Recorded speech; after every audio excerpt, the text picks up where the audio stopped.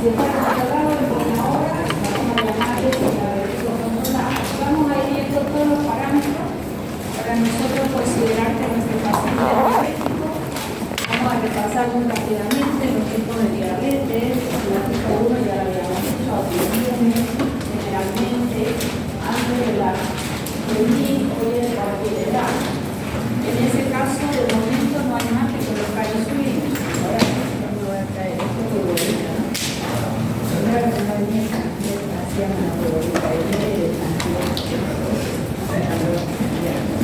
Bien, entonces acá hay destrucción autoinmune. Pero aquí, ¿cómo entré yo a una diabetes tipo 2? Causa obesidad, síndrome metabólico más. Podemos tener nuestros genes diabéticos, sí, más no necesariamente porque mis genes sean diabéticos yo voy a ser diabético. El disparador, quien jala el gatillo, es el estilo de vida del paciente. No solamente comida, también el cortisol. ¿Qué hace el cortisol? ¿Por qué tanto hablamos de cortisol, hipercortisolemia? ¿Qué hace el cortisol?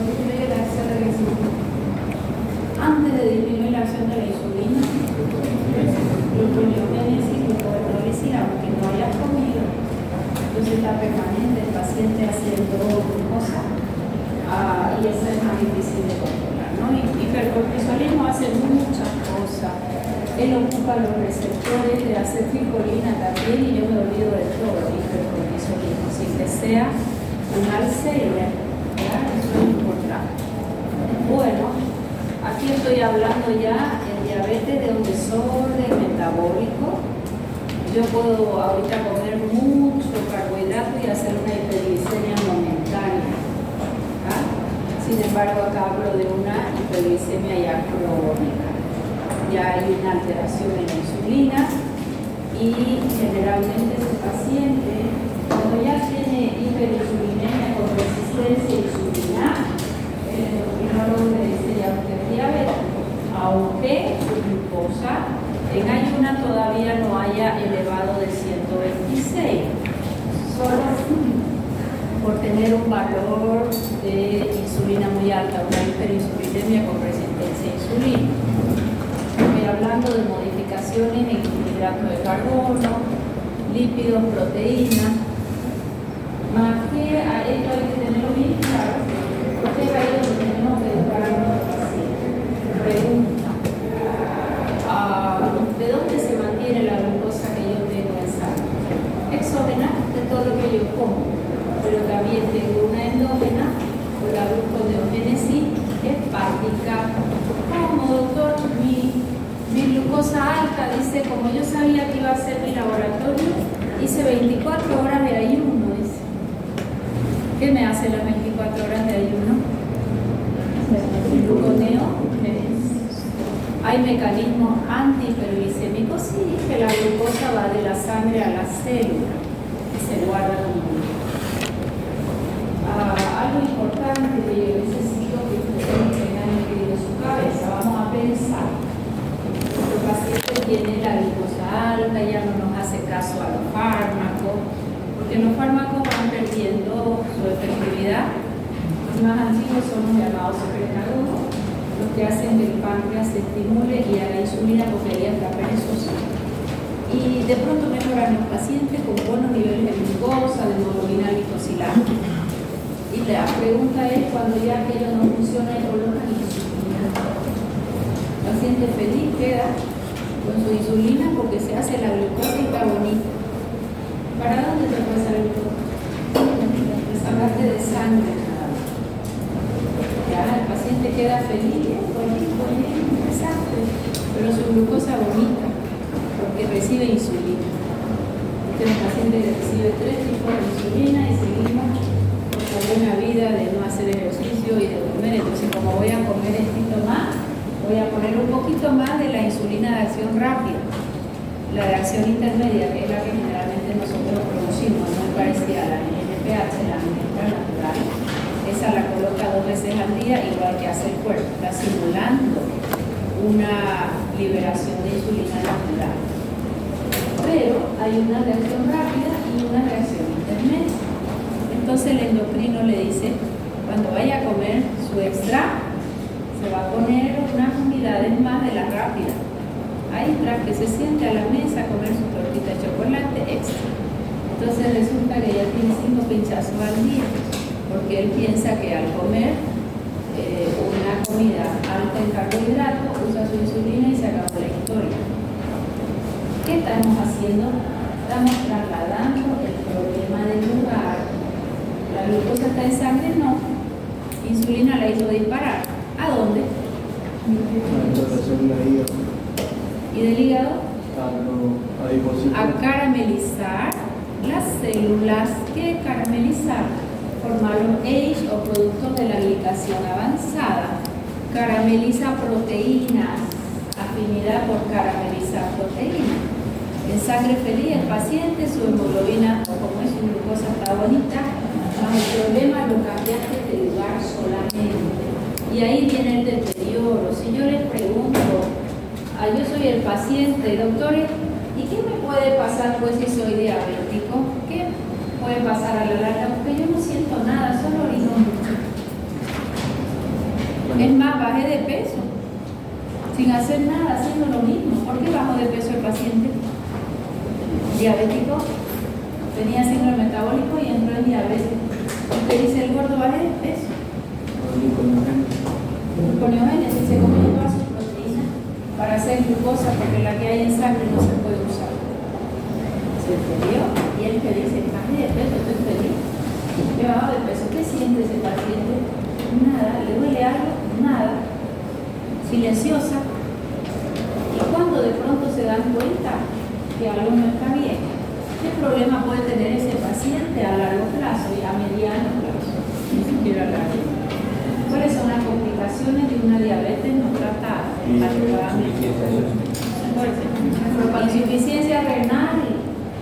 Insuficiencia renal, ¿qué más? Hipertensión arterial, ¿por qué? Insuficiencia renal, ¿por qué?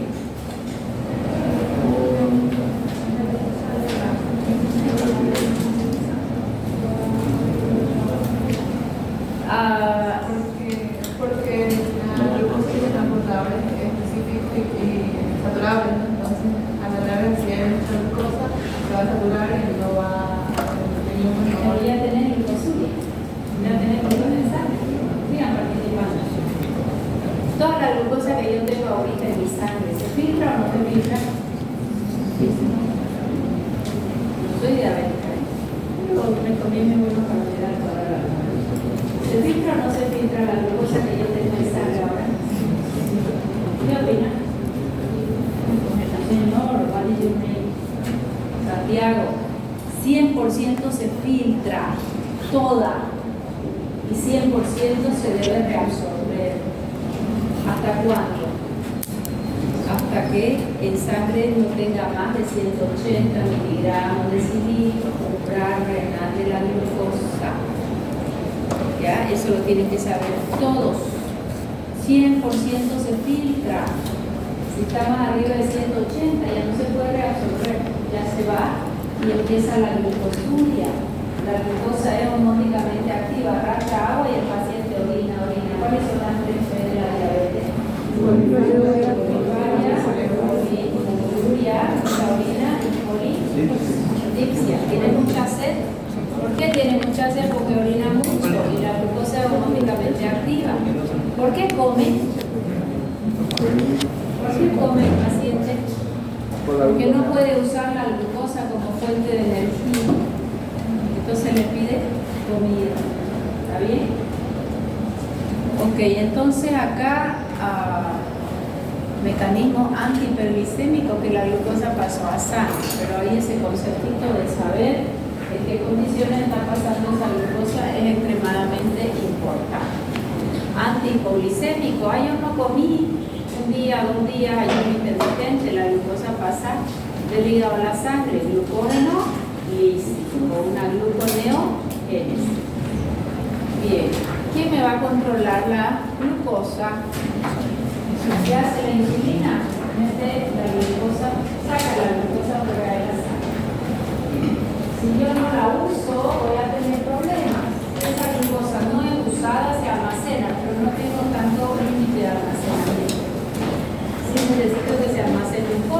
guarda como energía.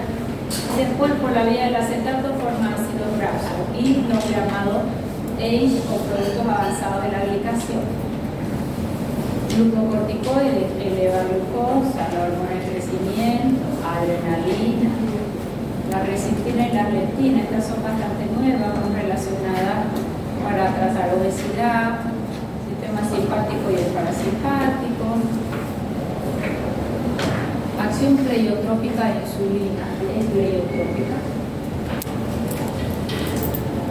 A ver, ¿qué es pleiotrópica? A nadie le interesa saber nada. ¿Qué eran diferentes acciones? O sea que hemos aprendido siempre que la insulina va a meter la glucosa a la sangre.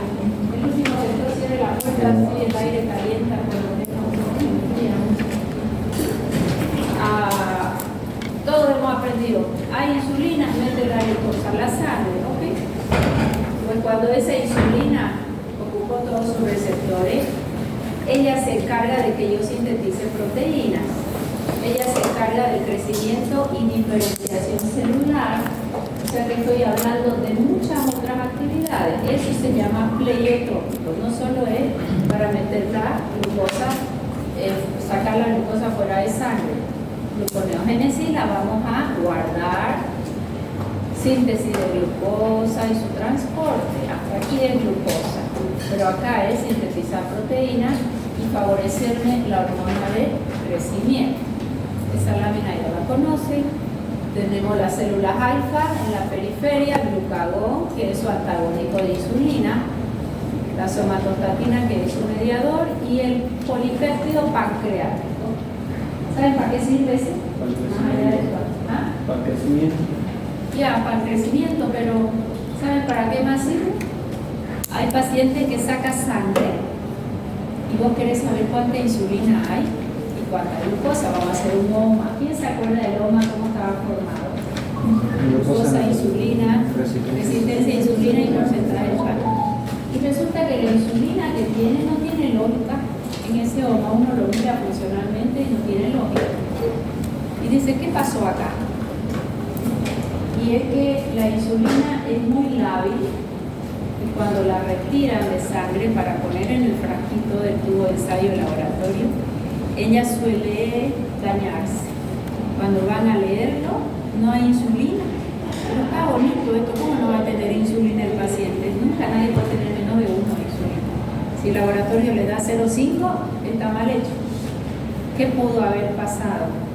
¿Qué pudo haber pasado ahí? Al sacar la insulina se inactivó. ¿Qué le pides ahí cuando tienes duda de que sea real? Polipéptido pancreático. Y ahí en la orden de laboratorio está PP, la parte de glucosa e insulina. ¿Ya? Para eso nos sirve en el laboratorio el polipéptido pancreático. La misma cantidad de polipéptido pancreático hay de insulina. Entonces, si ella se degrada, yo puedo medir el polipéptido pancreático. ¿Ya? Para estimular la secreción de insulina. Primero la glucosa. Si yo como ahorita glucosa, voy a secretar insulina. Más esa insulina se libera de forma intermitente durante 24 horas. En algunas horas mayor cantidad, en otros menos. Algunos aminoácidos secretan insulina, el glucagón, que es la forma de almacenamiento de la glucosa. Yo empiezo a comer y empieza mi hormona gastrointestinal, la gastrina, polipéptido pancreático. Entonces, tras que ellas se liberan, le está diciendo a mi cuerpo, alistate un poquito con la insulina, porque acá están llegando ya mis carbohidratos. ¿Quiénes son los estimuladores beta-adrenérgicos? Son agonistas beta.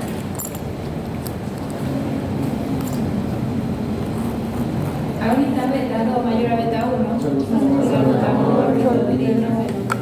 Ellos, ¿se acuerdan que hacían hiperglicemia?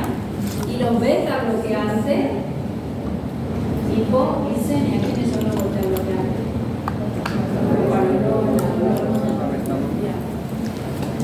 Fármacos secretagogos, a esto lo vamos a estudiar nosotros ya hoy día. ¿Qué significa secretagogos? Son estimuladores de la liberación de la insulina. Estos son los secretagogos. Son los fármacos antidiabéticos más antiguos acetilamida, glilepiride, glicacida. Ellos es como que apretan el páncreas y lo estrujan, le digo yo, para que no se olviden. Ya vamos a ver su mecanismo. ¿Ya? El estímulo vagal va a secretar insulina así. Come de lo más tranquilo, va respirando, va preparando al cuerpo para que libere insulina, para que todo el carbohidrato que coma él pueda ser trabajado. ¿Quién inhibe la secreción de insulina? ¿Por qué el ejercicio? ¿Qué pasaría si el ejercicio me hace insulina? Yo haría hipoglicemia permanente. ¿Se entendió? El ejercicio bloquea de momento la liberación de insulina. Imagínense gente que corre 5 o 6 horas, si secretaría insulina quedaría hipoglicémico a la primera pasada. ¿Bien? Estimulación simpática. ¿Por qué? Porque él quiere hiperglicemia para que el paciente reaccione rápidamente. Va a haber glucosa y baja la insulina. La hipotermia. ¿Para qué la hipotermia bloquea la secreción de insulina? Un mecanismo de defensa. Para que haya más glucosa, para la propia energía, prostaglandina, los estrógenos, estrógenos, eso es para la protección del embarazo. Bueno, y eso, esa glucosa, ¿cómo te va a ingresar? Ya, transportadores de la glucosa, tenemos un cotransporte sodio, se limita a intestino y riñón. Recuerdan que cuando vimos diarreas, todas las sales de hidratación tenían glucosa. Si la glucosa es más bien homóticamente activa para este cotransporte, porque si tiene glucosa el sodio se absorbe, es un cotransporte, los dos en el mismo sentido. Y luego de eso la glucosa va a usar los llamados GLUT. GLUT1 desaparece casi cuando uno nace. Pues los GLUT2 están en la célula beta pancreática y los GLUT4, ¿saben dónde se encuentran? Dentro del citoplasma celular, guardados. Cuando viene la insulina, ya vamos a ver su mecanismo, esos GLUT4 se van a la superficie y abren el canal para que la glucosa pueda ingresar dentro de la célula. Ese GLUT4 es el que más vamos a estudiar nosotros ahora. Es el principal transportador de insulina. En realidad, cuando la insulina ocupa el receptor, este GLUT4 se va hacia la superficie para que pueda ingresar la glucosa. Tengo en el músculo y tengo en los adipocitos, pero ellos están dormidos en el citoplasma. ¿Cuándo van a salir a la superficie? Cuando hay insulina. Insulina que no sea resistente. Bien. Nosotros hemos comido ahora glucosa. Acabamos de almorzar con un poco de arroz, y papa, y yuca, y Coca-Cola, y no sé qué cuánto. Esa glucosa, esta es una célula beta del páncreas, diferente a las células musculares o químicas. Yo hago hiperglicemia porque acabo de comer glucosa. Esa glucosa, solo la hiperglicemia suficiente es para que me abra este canal que se llama GLUT2. Fíjense que está abierto, se abre el GLUT2. Entonces, ¿dónde está el GLUT2? En la célula beta. Y esa glucosa va a empezar a fosforilarse, glucosa 6-fosfato, si se recuerdan un poquito, ciclo de Krebs, piruvato, y como piruvato recién vamos a entrar para el ciclo de Krebs. Esto es la glucólisis llamada anaerobia. Antes del ciclo de Krebs yo tengo una glucólisis anaerobia que me da 2 ATP. Glucosa 6-fosfato, todavía tengo 6 átomos de carbono. Piruvato, una glucosa 6-fosfato me va a dar 2 piruvatos. El piruvato tiene 3 átomos de carbono. O sea que ya se puede ir componiendo la glucosa que yo comí, gracias a que el GLUT2 le abrió la puerta y empieza aquí una glucólisis anaerobia. Como piruvato, ya entramos al ciclo de Krebs a través del acetilcolina. Ese ciclo de Krebs ya nos va a generar la NAD, la FAD y el dióxido de carbono y una cadena de transporte de electrones.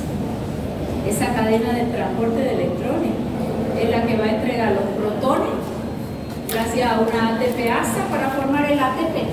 En definitiva, piruvato entró para ciclo de Krebs.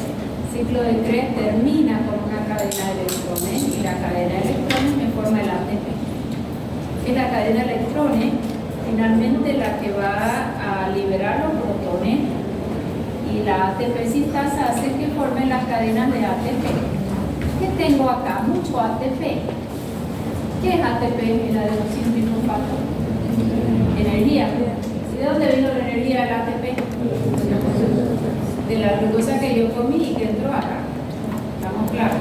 Ese ATP que hace inhibe la salida de potasio, entonces, que va a favorecer ingreso de calcio y por exocitosis, aquí hay vesículas ya formadas en la célula beta de insulina, se libera insulina. Ese es el mecanismo más profundo. Si yo le preguntara en esa gráfica, ¿cuál es el estímulo para que se libere insulina?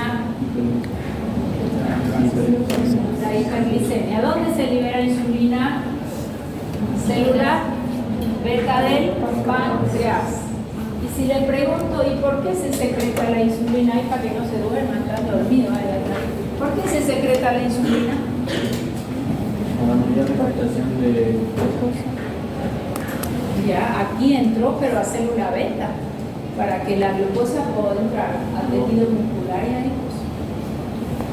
Hasta aquí solo tengo insulina. ¿Por qué tengo insulina? Porque hubo una hiperglicemia. ¿Y qué GLUT se usaron? ¿Ya?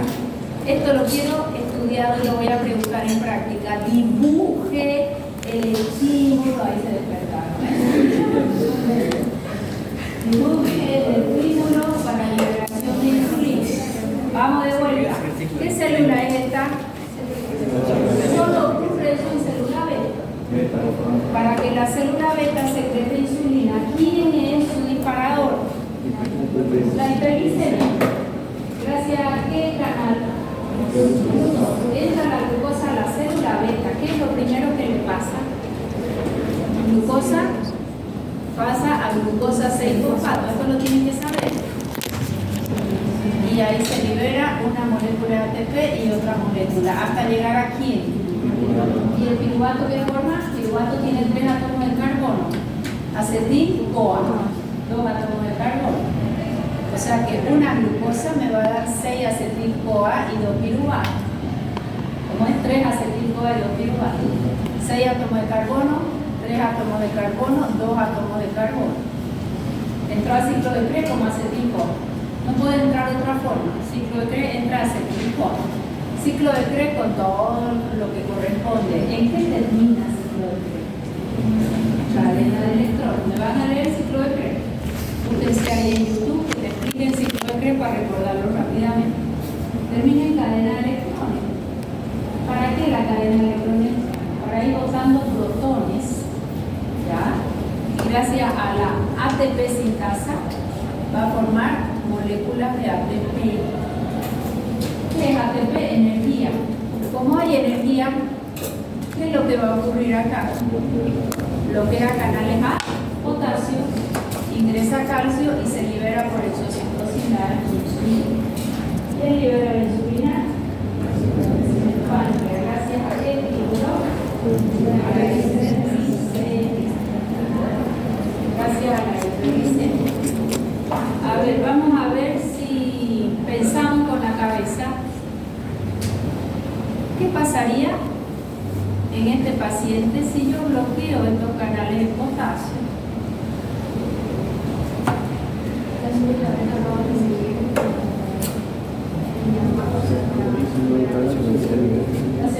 A ver, sigan participando. Bloqueo acá. Se acumula el potasio, va a despolarizar, va a entrar el calcio y va a liberar el insulina. Sí, señor. Mecanismo de acción de los secretagogues.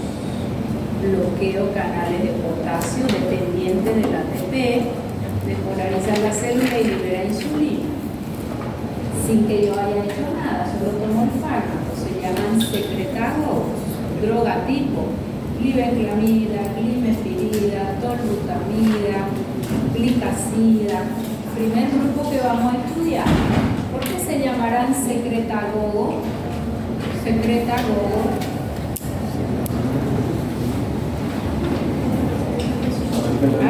Secreta porque va a secretar después insulina. Hay dos mecanismos de acción, dos grupos de fármacos. Los más antiguos bloquean aquí y liberan insulina. Hay otro grupo que tiene el mismo mecanismo de acción, pero es más moderno. Si yo ahorita a todos ustedes que no son diabéticos, yo le doy una glibenclamida, ¿qué mecanismo tenía glibenclamida? Sea canales a potasio dependientes del ATP. ¿Y cuál es el efecto? Libero insulina. Muy bien. Si le doy a todos ustedes y no son diabéticos, ¿qué les va a pasar? Hipoglicemia, y es grave la hipoglicemia. Hay otro grupo de fármacos, mismo mecanismo de acción, pero menos riesgo de hipoglicemia. ¿Por qué? Porque ellos solo van a funcionar cuando la glucosa esté elevada.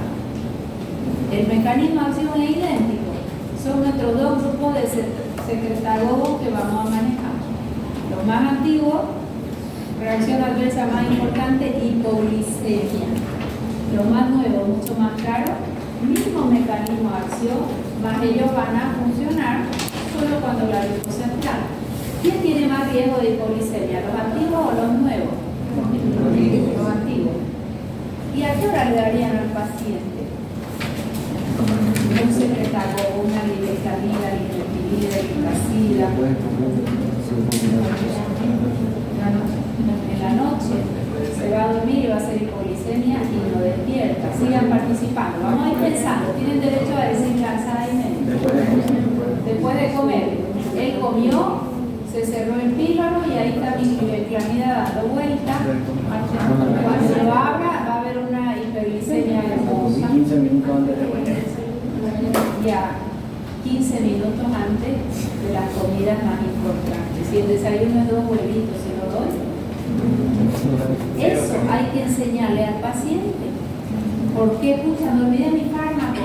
Se lo toma después, no me sirve. El doctor me dijo 15 minutos antes, se lo tomó. Yo soy diabético, dice. El diabético es un paciente especial. El diabético es un paciente irritable. Es un paciente irritable. Todo es no para él. No una torta, no Coca-Cola, no heladito, no. Irritable. Todo el mundo come arriba de él, pero él no. Yo te quiero mucho, no vas a comer, pero yo me como arriba de un helado.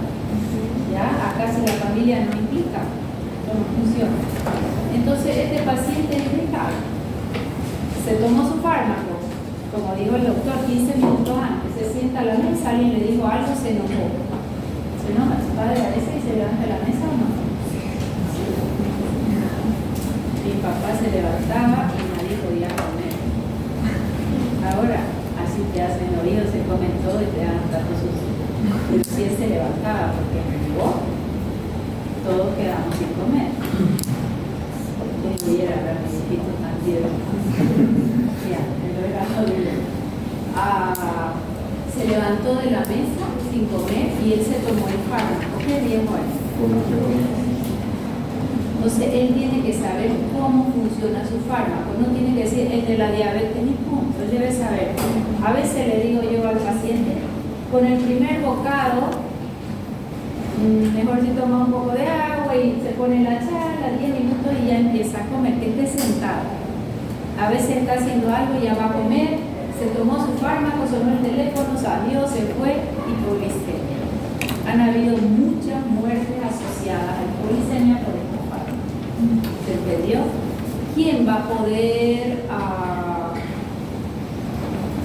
hacer menos hipoglicemia? Los de nueva generación, donde lo toman y si no comió el grupo del paciente no hay hipoglicemia, pero claro, el costo es mayor. Quedó clarísimo, ahí ya le he avanzado los grupos de fármaco, ya lo vamos a ir mirando. Pero para yo decir bloquean canales de potasio dependientes del ATP, yo tengo que saber todo. Acá este mecanismo es exactamente el mismo. El calcio, libera insulina, ya está. Más bonito acá. Ahora sí. Fíjense que estoy hablando de una doble membrana lipídica. Estoy ahí en un tejido muscular, en un músculo de tu pierna, el brazo o el tejido adiposo. Fíjense que acá dice receptor de insulina. Esta va a ser la insulina. ¿Quién secretó la insulina? La célula beta, pero no es que va a actuar ahí. ¿A dónde va a actuar? En los músculos, el tejido adiposo. Entonces ya tiene que viajar. Doble membrana lipídica y acá tengo receptor. Tiene una fracción alfa que es del extra membrana y una que está metida en la membrana se llama fracción beta. Cuando esta insulina ocupó su receptor, empieza una serie. ¿Qué significa PPPPP? Fosforilación. Hay una autofosforilación en cadena. Esa autofosforilación en cadena, todo esto es bioquímica, es muy hermoso.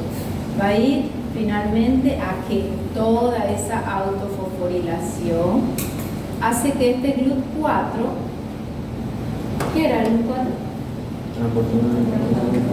El transportador de la glucosa y músculo y el tejido adiposo. Ya, está guardado acá porque si esta es la membrana con su doble membrana lipídica, esto es el citoplasma, ¿verdad? Entonces cuando insulina tocó el receptor y desencadenó todas las fosforilaciones, este GLUT que estaba guardadito, perezoso en el citoplasma, ¿a dónde viaja? Este de aquí, esto mismo, va a viajar a la membrana. ¿Y quién entra sin pedir permiso? ¿Se entendió? Eso es lo que hace la insulina. La insulina es secretada por el páncreas gracias a ¿qué? A la hiperglicesemia. Cuando es secretada no va a actuar ahí, donde tiene que actuar, músculo, tejido adiposo, y tiene que viajar. Y ella viaja. ¿Y dónde encuentra su receptor? ¿Qué es esto? En la doble membrana lipídica. ¿Cuántas fracciones tiene el receptor de insulina? Alfa y beta. Ocupa el receptor. ¿Y qué hay luego de ocupar el receptor? Fosforilaciones en cadena. Por ejemplo, acá está el AKT. Hay fármacos para adelgazar que son estimulantes del AKT. Y eso hace que el GLUT4 que está guardado en el citoplasma se va a la superficie para que ingrese glucosa. ¿Está bien? Esos son los GLUT4. ¿Cuántos GLUT hemos estudiado hasta aquí? El GLUT1, ¿dónde está? En el intestino del recién nacido y entra la glucosa sin pedir permiso y luego desaparece.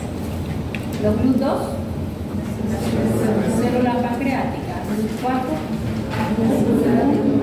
músculo, tejido adiposo, señalizadores de ya, eso es bioquímica. Ya. Profesora, ¿y qué es resistencia a insulina? ¿Qué se imagina por resistencia a insulina? ¿Recuerdan que vimos OMA? Era la glucosa, la insulina y RI. ¿Hasta qué valor manejábamos? 2.5, menos de 2.5. ¿Tu paciente tiene resistencia a insulina o no? Si tiene 5, si tiene 7, pues yo tengo que ir mirando que ese valor baje hasta 2.5 y mientras más bajo es mejor. ¿Cómo se imagina la insulina resistente? A ver, ¿a quién se le ocurre algo? Ya sabemos que la insulina es un polipéptido porque tiene una cadena A, una cadena B, muchos aminoácidos juntos, cadena A y B, y unidas por dos puentes de insulina. Esa es la insulina polipéptido, es una proteína. ¿Cómo se le ocurre que puede ser resistente? Que tenga diferentes aminoácidos. Pues si yo les dije cadena A, una tiene 23, la otra 21, no sé cuál es cuál. Un aminoácido tras otro, unido por puente polipeptídico, y la cadena A que está arriba con la B que está abajo, unidas a la B por puente disulfuro. La secuencia de aminoácidos es rara. En la fosforilación vamos a tener un cambio. Ya, ahorita lo vamos a mirar. Y si yo les pregunto si se mide resistencia a insulina, se la midieron en el laboratorio, pero con esa alteración. ¿Quién me hace resistente a insulina? ¿Cuáles son los dos parámetros que hacen que yo tenga una insulina resistente? Hiperinsulinemia, mucho trabajo del páncreas, está forzando. Ya, eso yo se lo explico como para el paciente, pero bioquímicamente. Eso se lo dice, ¿no? Una hiperinsulinemia, trabajó tanto que se agotó. Pero bioquímicamente, ¿qué pasó? Esa etapa bien para mi paciente, solo para entenderlo el concepto. Dos factores. ¿Saben cuál es el más importante y nadie le da importancia? Ácido graso libre. La obesidad. Ahorita vamos a ver cómo. Dos factores me hacen resistencia a insulina. Ácido graso libre el más usual. Paciente con sobrepeso. Eso ácido graso libre, ya van a ver lo que va a ser una adipogénesis. ¿Ya? Profesora, pero esta niña tiene ovario poliquístico, tiene resistencia a insulina, la medica como resistencia a insulina y es flaquinga. No hay ácido graso libre ahí en abundante como obeso. Adivinen quién es el responsable. Los estrógenos, pobre estrógeno. Lo que menos tiene estrógeno esa niña, porque más bien en lugar de aromatizar de testosterona a estrógeno se queda en testosterona y empiezan los vellitos, mucho pelo, a veces la voz un poquito engrosada, más que todas las atletas de alto rendimiento se bloquea la aromatización. Adivinen con el adivinador la causa. 5 puntos al que me lo diga.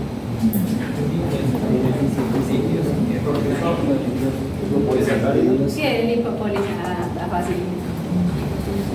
Esa es una membrana gram negativa. Disbiosis desequilibrio. ¿Quiénes son las más formadoras de lipopolisacárido? Las bacterias proteolíticas. Este es un lipopolisacárido. Si mis bacterias van a morirse, porque no es que van a vivir para toda la vida, todos tenemos lipopolisacáridos, sí, porque ya se murieron y crecen unas nuevas y no van a vivir toda la vida. El problema está que esta bacteria que está aquí en el intestino no es problema del lipopolisacárido, el problema es el intestino hiperpermeable, cuando tiene agujeritos.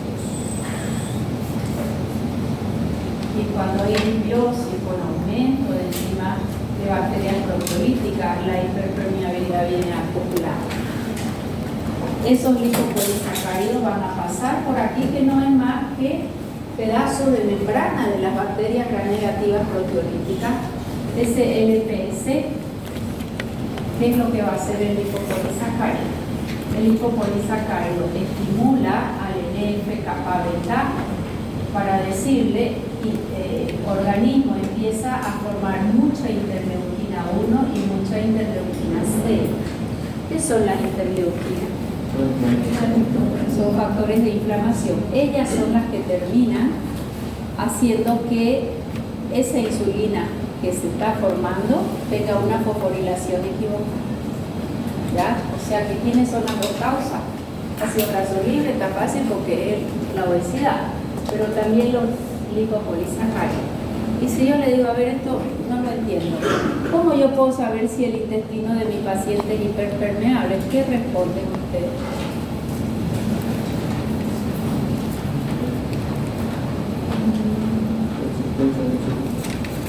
A ver, demuéstrenme que está hiperpermeable.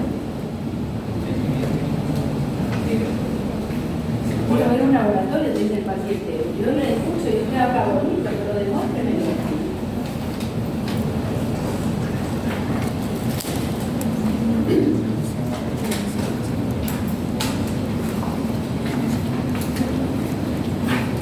En la GC podemos medir alfa-1 antitripsina. ¿Qué es la tripsina? Es una proteína que hace el anclaje de las células de los colonocitos, para no decir enterocitos. Colonocitos se unen gracias a la tripsina. Y si hay alfa-1 antitripsina, es la sustancia que destruyó, abrió. ¿Qué más? Sonulina. Antes decíamos, solo con sonulina vamos a medir hiperpermeabilidad. Sonulina es otra célula de anclaje, otra bisagra, muy asociada al gluten transgénico, más un paciente diabético puede tener altos niveles de insulina sin tener hiperpermeabilidad. Eso ya se descubrió recién, ¿ya? Pero estas dos son medidas de hiperpermeabilidad, lo pides en la GES. Así tal cual, alfa-1 antitripsina y sonulina en la GES. Hay otro laboratorio que hacemos mirando el dedo y si encontramos células de intestino en una gotita de sangre, se llaman protoplastos, ya sabemos, ya ni se lo pido, que está hiperpermeable. Clínicamente, te das cuenta cuando el paciente viene que se distiende, que hay dolor abdominal, que tenga toda la clínica abdominal principalmente relacionada a su absorción de nutrientes, ese intestino está hiperpermeable. Pero a veces al paciente le gusta mirar. Hay una cuarta prueba. El paciente toma cualquier orina, ese momentito, orina del día. No necesita la primera orina, de momento, no del día, ya. Cuando nosotros comemos triptófano, ¿qué alimentos son ricos en triptófano? Frijoles, lentejas, chocolate, por eso no. Bien. Ese triptófano tiene que ser trabajado por mis bacterias intestinales y formar serotonina. ¿Qué es la serotonina? Hormona de la felicidad, le llaman, ¿no? De bienestar. Me levanto y me siento, no estoy deprimido, no estoy acatando este cuerpo para que haga las cosas. ¿Está bien? Y cuando no funciona bien esa microbiota, no hay serotonina. Y ese triptófano hace la vía llamada quinoquímica. Y se forma un metabolito que sale del intestino que no debiera y lo que llamó en orina y lo captan en orina. Si ya está en orina se llama TG-indicano, todo con mayúscula, indicano. Eso ya lo piden ahorita casi todos los médicos. Algo habrá aprendido ya de mayúscula. Si te dice tiene inhibiosis, intestino hiperpermeable, vaya que le vean el intestino, te dice, ¿no? Cuando ya no tienen que hacer. Ya. O sea que si yo quiero saber el intestino hiperpermeable, tengo un indicano, tengo alfa-1 antitripsina, tengo sonulina, además de la química del paciente. Si yo les pregunto, resistencia a insulina, ¿es lipopolisacárido abundante o lipopolisacárido en intestino hiperpermeable? En el intestino, porque el lipopolisacárido tenemos todo. No lo puedo medir el intestino, pero tiene lo que es la degradación de la membrana celular de las bacterias gram negativas y no me van a vivir toda la vida, se van a morir. En un día una muere, en otra nacida. ¿Ya? Y el lipopolisacárido, los lipopolisacáridos, ¿por qué hablan de resistencia a insulina? Porque cuando ellos ingresan hasta el hígado, ahí empiezan a formarse factores para que ese individuo haga interleuquinas que son inflamatorias. ¿Está bien? Entonces, ¿cuáles son los factores de resistencia a insulina? Esos dos. Y los productos avanzados de la glicación. ¿Por qué? Porque ellos van a tener un electrón libre, golpean a la membrana celular. Si golpean a la membrana celular rica en fosfolípidos, que se libera fosfolipasa 2. Thank you. ¿Sí o no? Lo hemos estudiado. Fosfolipasa 2, paciente inflamado. Bueno, vamos a ver qué es lo que ocurrió acá. Ácido graso y lipopolisacárido van a estimular TOR-like y los TOR-like hacen que haya interleuquina 1, interleuquina C y alteran la unión de la insulina a su receptor. Si esto se altera, los GLUT4 ya no se van a ir para la superficie. ¿A dónde te estás yendo? Hola.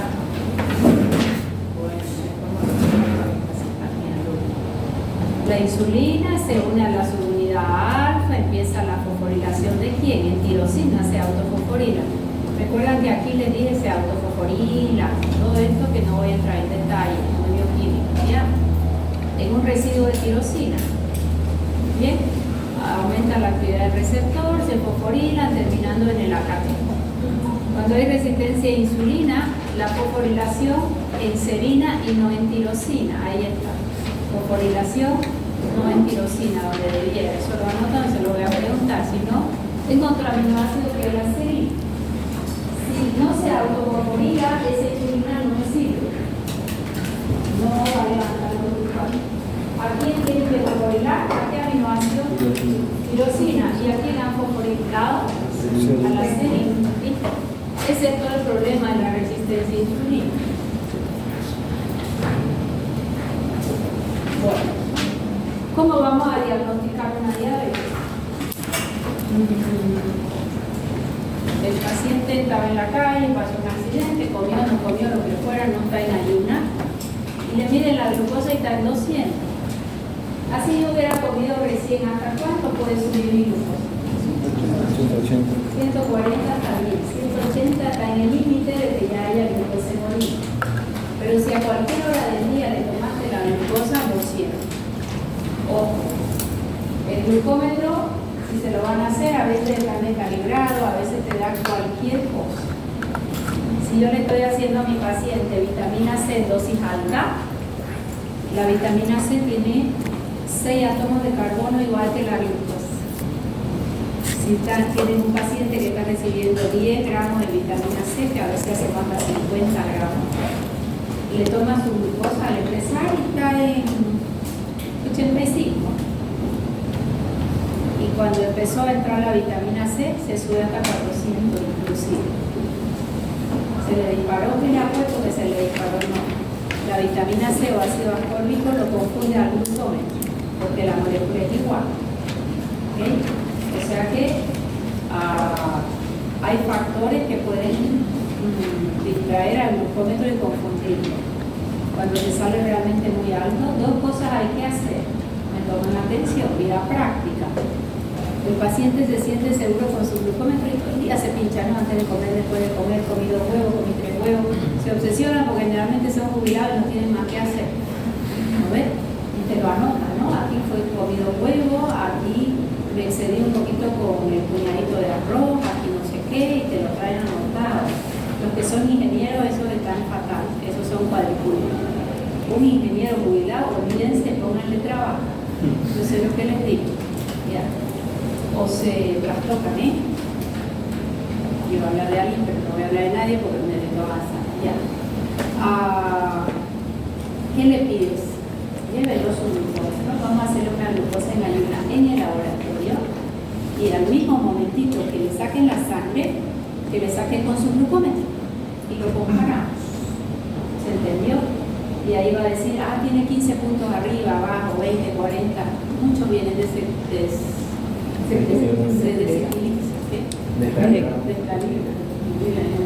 equilibrarse de calibre. ¿Ya? Eso es importante. Ese paciente también generalmente ya es hipertenso. Lo mismo debe hacer con sus tensiones. Se lo trae al consultorio, le dice la próxima lo va a traer. Le tomas con el tuyo y le tomas con el de él. Son los dos equipos que hay que calibrar. Y cada tanto, cada 3-6 meses, hace exactamente lo mismo llevando su glucómetro al laboratorio, ¿ya?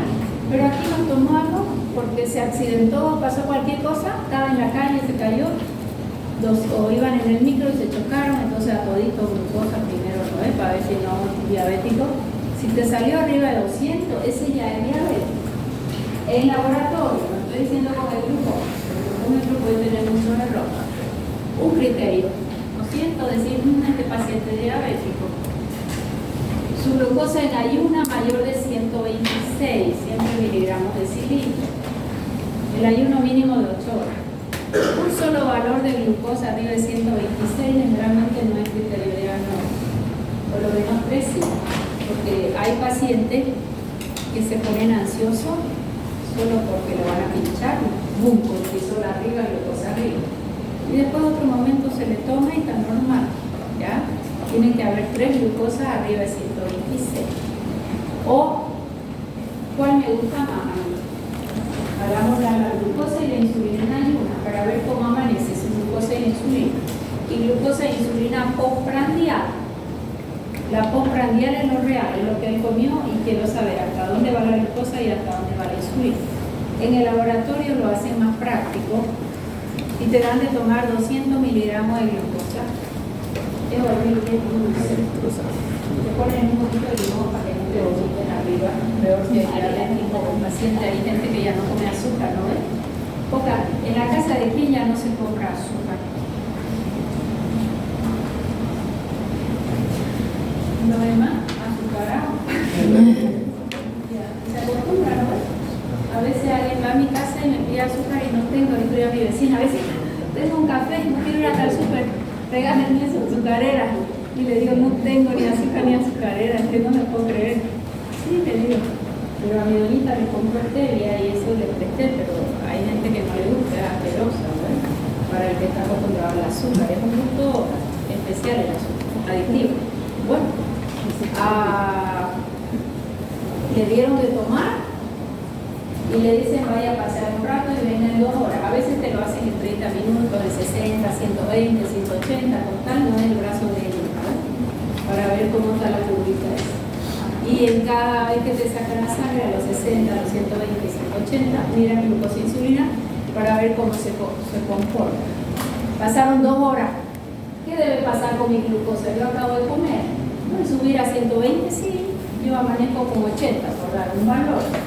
¿Cómo? Y se sube a 140 máximo de venir. Si se sube más de 200, ya vamos a pensar que se quedó alta este paciente, es un paciente diabético. A eso le llamamos prueba de tolerancia. Y si ya es diabético el paciente, ¿qué le pide para controlarlo, para saber si su diabetes está controlada o no? Hemoglobina glucosilada. ¿Qué es la hemoglobina? Es una proteína que vive ¿a dónde? En el glóbulo rojo. ¿Y el glóbulo rojo vive cuánto tiempo? Aunque yo no sea diabética, mi glucosa va y forma unos puentes con hemoglobina de todo el mundo. Se dice hasta 5.5. Si está 5.6, 5.7, 5.8, significa que hubo mucha glucosa, mucha glicación. Son reacciones de glicación. Glicación es de hacer cuerpo. ¿Está bien? Entonces, esa hemoglobina glicosilada, decimos, entre comillas, es el resumen de su glucosa de los últimos 3 a 4 meses. Más que eso, ¿saben para qué sirve? Si tienen mucha hemoglobina glicada, tienen mucha hemoglobina caramelizada y va a formar anticuerpos que van a destruir mis órganos. Ese es el verdadero valor de la glicosilada. Hasta en 8, estoy descontrolado, no se preocupe, 2 meses hago dieta y lo vamos a bajar, y lo bajan los pacientes, muchos lo bajan. Más no me preocupa que lo suba y que lo baje. Cuando ella estuvo alta, ¿qué hizo? Caramelizó proteína. Ya esa hemoglobina glicada empieza a formar anticuerpos que van destruyendo los órganos. Y esa es la nefropatía diabética, esas son las cataratas. Esa es la alteración en los vasos, donde se oxidan los vasos, pasa el colesterol, aunque mi colesterol sea chiquitito, no importa, el problema está que el endotelio está oxidado. ¿Ya? Ahora, no hace mayor ACV trombótico el que tenga mayor valor de colesterol, sino el que tenga el endotelio oxidado. ¿Y quién me oxida el endotelio? Una hemoglobina glicada lo hace. ¿Se entendió? O sea que ¿quién hace los trastornos o las secuelas en la diabetes? Los AIS o hemoglobina glicada. O sea que no solo es un indicador para decir, estuvo bien, controlado, más o menos, la vamos a ir bajando. No, eso ya hizo caramelización de las proteínas. Glucosa en ayuna, esto lo aprendemos, normal hasta 100. Cuando yo estudiaba farmacia era hasta 140, después 120, ahorita ya van por 99. ¿Por qué? Porque se ha visto que el paciente tiene una mejor calidad de vida. ¿Y saben por qué también? Porque la industria de fármacos quiere medicar a los pacientes mucho antes. Entonces te la pintan bonita la figura. Pongámoslo, mientras más bajo la glucosa mejor. Lo mismo pasa con el colesterol, mientras más bajo mejor, y eso no funciona así. El colesterol no es malo. Malo es que tu endotelio esté oxidado. ¿Se entendió? Ahorita vamos por 99. Ya cada 10 años van a decir 90. Se van a acordar de mí. ¿Para qué? Para medicar tempranamente al paciente. Y en lugar de medicar tempranamente, si ya la glucosa está ahí pidiendo perdón 105, 102, 101, está muy cerquita, ¿qué hay que hacer?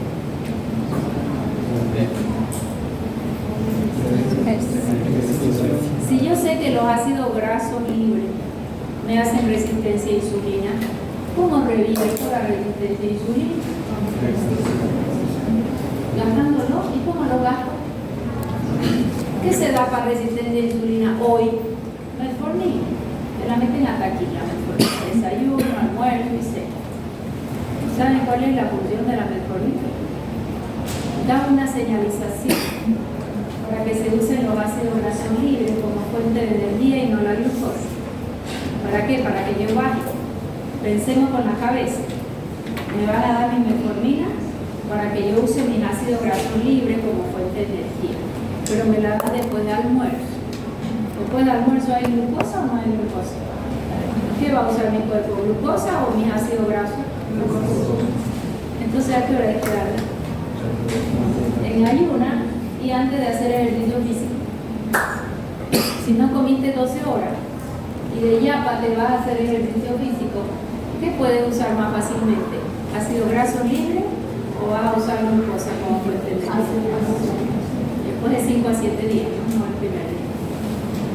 ¿Se entendió? Fíjense. Y entonces, ¿por qué todo eso no se revela? Porque baja el endocrino y te dice, vamos a tomar una metformina antes de dormir. Ahí estaba bien. Vuelve el otro mes, otra vez el honga, resistencia a insulina igualita, ni se movió, bajó 0,1. Ahora se la vamos a dar con el almuerzo también. Volvió el paciente 3 meses y seguimos igual. Algo tengo que hacer, pues yo soy un médico. Otra metformina más. Se puede dar hasta 4 gramos por día. Lo que hace 500 hace lo mismo que 4000. Siempre y cuando el paciente lo tome en el horario adecuado, haga ejercicio y coma bien. ¿Será que puede revertir resistencia a insulina comiendo bien y sin hacer ejercicio? ¿Qué hace el paciente? Pásame mi pastilla, dice, del azúcar, porque voy a comer un poquito más. Y nos quedamos achanchados, ¿está bien? Por tal, después le van a ir subiendo. ¿Y qué hace ese fármaco? Nada. ¿Saben lo que es nada? Nada. ¿Quedó clarísimo? Y si esta paciente flaquita con resistencia a insulina, ¿qué va a hacer la metformina? Nada, si no tiene ácido graso libre. ¿Qué tengo que hacer con ella? ¿Cuál era la causa de resistencia a insulina? Mi lipopolisacárido en mi intestino hiperpermeable. ¿Qué es lo que tienen que hacer? ¿Se entendió? Ya, yo les cuento, vamos a ver eso con los fármacos, más el piense no tiene precio. Porque a qué te va a llevar los libros y a qué te va a llevar la industria del fármaco, por un bonito camino y te van a llevar al congreso, vino el endocrinólogo de Harvard, lo máximo, ¿ves? Entonces te da unos cuadros y te muestra cómo comer metformina. Y vos vienes a tu vida real y tu paciente está igual. Metformina no funciona si el paciente no baja la ingesta de carbohidratos y no hace ejercicio. Y a veces tenemos de 80 años nuestro paciente ahí no tomando metformina como loco con los mismos valores. Le pide la glicada y no se movió. ¿Quedó claro? Se van a probar por sus propias manos. Vamos. ¿Qué haga? Anomalía de glucosa en ayuno. Está fácil, ¿eh? 101 a 126. Al paciente le decimos prediabetes. Para nosotros intolerancia a los carbohidratos o anomalía de la glucosa. ¿Ya? Anomalía de la glucosa, intolerancia a los carbohidratos. No quiero escucharle prediabetes. Para tu paciente sí, porque lo va a entender. ¿Qué es pre? Antes de... ¿qué le pasó al paciente? Hizo un preinfarto. No hay preinfarto. O se infarta o no se infarta. Puede ser un síndrome coronario, sí, otro derecho. Pero o te infarta o no sé, es un preinfarto. O sea, está avisando que se va a infartar, no, que se infarta y sería un infarto. ¿Está bien? Acá es igual. Mayor de 126, diabetes mellitus. Listo.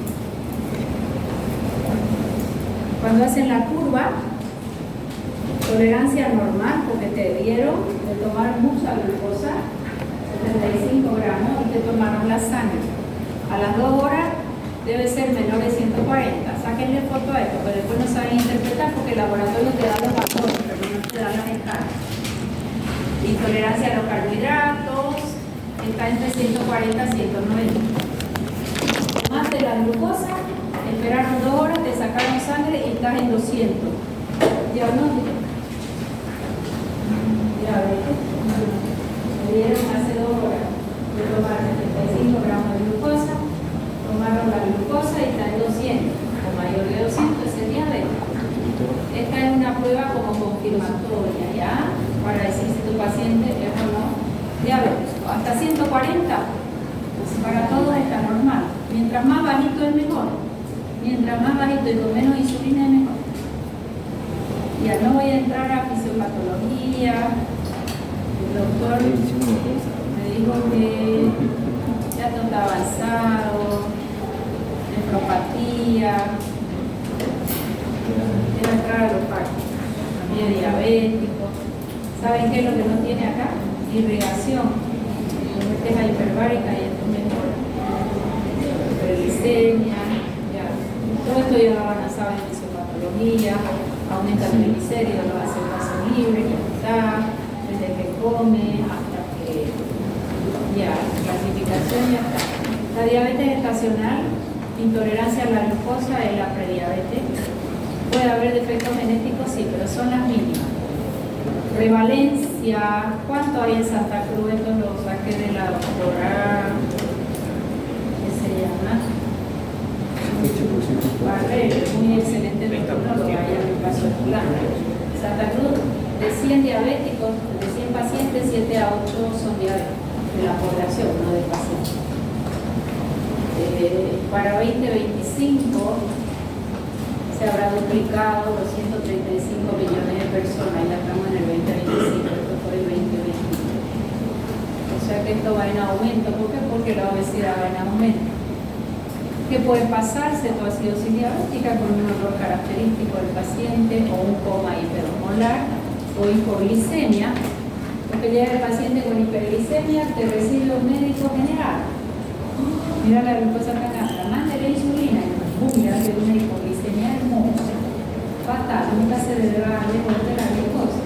Me van a buscar cómo se debe disminuir una cetoacidosis. A veces me van a buscar tratamiento para práctica de cetoacidosis diabética. Tratamiento de cetoacidosis diabética, ¿cómo van a manejar la insulina? Lo que encontramos es que se la va bajo de golpe, le hace hipoglicemia, lo manda a la terapia y está pescado. Ese paciente termina en terapia intensiva. Van a leer un poquito. Complicaciones, glicemia, sobrepeso, eleva la presión porque la glucosa es homológicamente activa. El sistema antioxidante se dispara, estrés oxidativo, problema de coagulación. ¿Por qué va a haber problema de coagulación? La inflamación en qué termina? En coagulación y ahí vamos a hacer el tronco. ¿Sí o no? Sí. Eso lo hemos estudiado bien, como el pasado en que va a terminar trombosana. Neuropatía diabética. La neuropatía son los mismos age que impactan contra las vainas de mielina. Nefropatía, los mismos age que impactan en el glomérulo renal. Cataratas, o sea que todas las complicaciones vienen de los age. Bueno, acá es porque se va a guardar la glucosa que no se usa como bueno. Lo más importante de educación en ejercicio y nutrición, no voy a entrar en detalle. Ya. Educamos al paciente. La idea es que el síndrome metabólico no entre, ¿verdad? Todo esto hay que ir tratando, claro. Pero este pobre va a salir con 100 fármacos aquí. Uno para hipertensión, uno para colesterol, otro. Y no se va a tratar lo más importante. Vamos a fraccionar. No era esta lámina que yo quería, pero no importa. Hay alguna dietética que está buena. Vamos acá. ¿Cómo vamos a tratar a nuestro paciente? Bueno, ya tengo una hiperglicemia. Lo primero que siempre vamos a ver hasta dónde mejoramos con buen soporte nutricional y ejercicio. De ahí recién vamos a entrar al tratamiento. Este no es obeso, y si no es obeso, ¿qué problema tengo? Esa célula beta está asociada con la insulina. ¿Qué le voy a dar? Un secretagogue. Tiene sulfonilureas son secretados y las meglitinidas. ¿Quién era sulfonilurea? Libenclamida. ¿Qué mecanismo de acción tenía? Bloqueo de canales de potasio para que libere insulina. Y la meglitinida, mismo mecanismo de acción, prepalinida, natelinida, pero solo funcionan con glucosa elevada. Protectores. Más gas. Este es obeso, tiene mucha resistencia a insulina, tiene mucho ácido graso libre. Además de la dieta y el ejercicio, que le voy a dar de diferencia, metformina. ¿Le puedo hacer que haga más insulina? Si tiene hiperinsulinemia con resistencia, fíjense la lógica. A ver, me atienden, fíjense la lógica. Veo su OMA, insulina en lugar de tener 9, tiene 22. ¿Quiero más insulina? No lo ve. Entonces, ¿qué le doy? Para resistencia a insulina, que es la metformina, con mismo mecanismo que la glitazona, más hepatotóxica, pero un poquito mejor. Mientras que este tiene bajita su insulina, ya se depletó su páncreas. En lugar de trabajar hasta 9, insulina tiene 1,5 y ahora la glucosa ya subió. No está queriendo trabajar. ¿Qué hago? Le estimulo. Pero a este no le puedo dar una sulfonilurea porque él tiene mucha insulina. ¿Ya? Hiperinsulinemia tiene con resistencia a insulina. Cuando ya no anda el páncreas recién lo voy a estimular y se pueden combinar. Este tiene, solo después de comer se sube la glucosa. A este, si solo se le sube la glucosa cuando se desbanda comiendo, que no es todos los días, ¿qué se le da? Si buscan ustedes en las redes, hay unos saleros que te dicen, ¿quieres tomarte el helado sin culpa?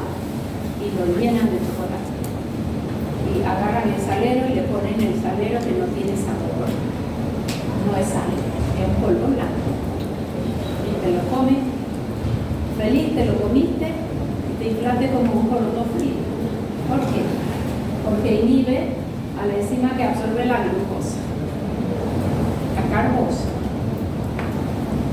Entonces la glucosa que comiste no se absorbe. Esto se puede hacer hasta un 30% como mucho.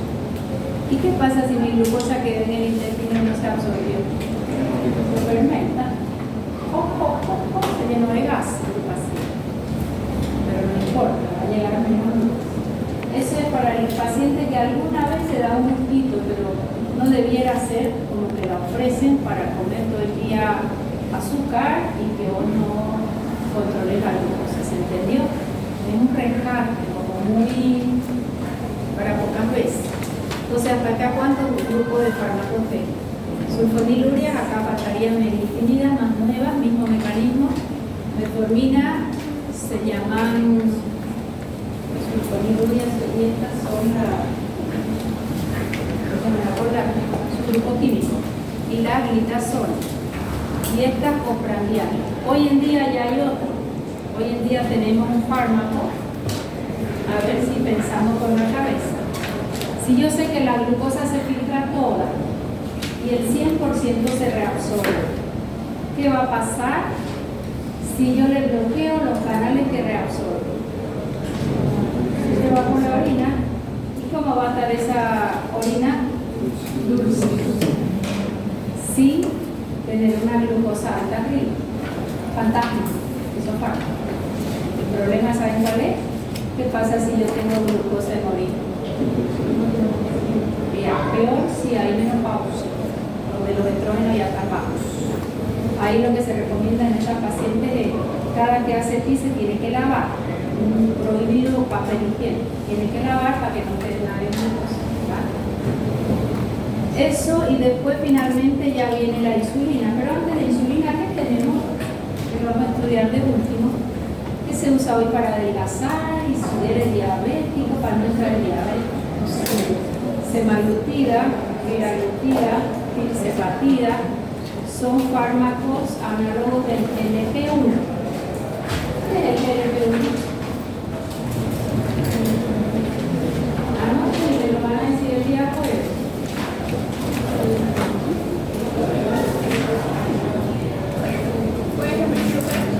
Análogos del GLP-1. Van a buscar qué es el P1 y el PIB. Eso lo tenemos todo en nuestro intestino. Quiero su fisiología, ni siquiera fisiología. Porque esta semaglutida, ¿saben qué es? Inhibidor vasoactivo. ¿Qué es la semaglutida? Es algo que el obeso dejó de producir, pero que todos lo deberíamos tener si no es obeso. Me atienden con atención.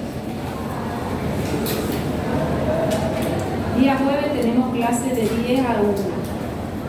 Tengo que acabar esto porque el examen es la próxima semana. No van a tener práctica esta semana. Porque voy a hacer el jueves clase, mañana voy a hacer un estudio que no lo han podido mover todavía para las 4. Pero el día jueves voy a hacer teoría desde las 10:05 que llego hasta que termine diabetes, hasta la hora que termine. Próximo lunes hago hipohipertiroidismo a un solo fármaco, levotiroxina, capacilina. Y los antídotos son los 3, porque el curacilo, danazol y no es más. Hasta ahí el examen. ¿Qué parciales? Cuando empiezo, 25. ¿Quieres la otra semana? Hoy es 15, ¿no ves? Más 7. Y 21, feliz día estudiante. De domingo, disfruten. El sábado se van a bailar. Disfruten día del estudiante, de la primavera, del amor, del médico, de todos. Es nuestro día de todos. Como es domingo, después dejan sábado, esperan las 12 y ya esa semana ya no tenemos más que el día miércoles 30. ¿Está bien? ¿Quedó clarísimo?